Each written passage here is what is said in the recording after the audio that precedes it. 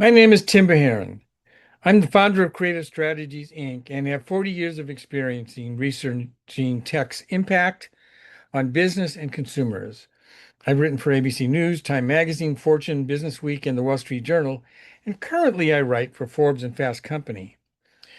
I recently wrote an article titled China Has Moved to Regulate Expertise Online, and the West Should Pay Attention in the perspective section of the Journal of Medical Internet Research.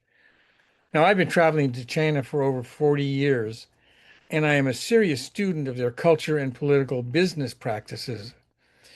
But recently, I discovered around late 2025 a ruling by the Cyberspace Administration of China that released new requirements around the provision of online professional advice by users not having the right relevant credentials as part of that broader efforts to curb misinformation.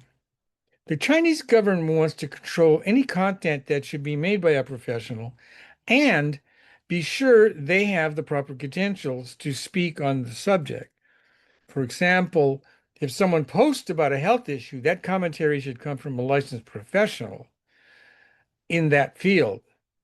Now, critics say this is limiting free speech, but in China, their laws about free speech are very different from the West.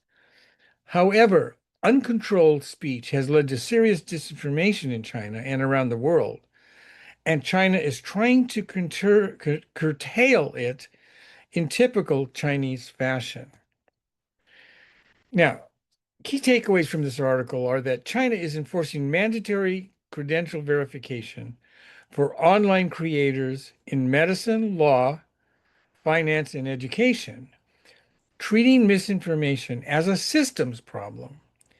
Now, the United States should not copy China's model, but must act urgently with stronger substantiation rules, clearer disclosures, and faster enforcement against deceptive claims without government-run credentialing. This is a really interesting uh, article, and while China's approach is very Chinese, it represents a really big problem. The amount of people posting medical advice, for example, with no credentials, and then just ends up being misinformation, has to be dealt with in one form or another. The United States does need to look carefully at misinformation and unprofessional communications that cause this kind of disinformation.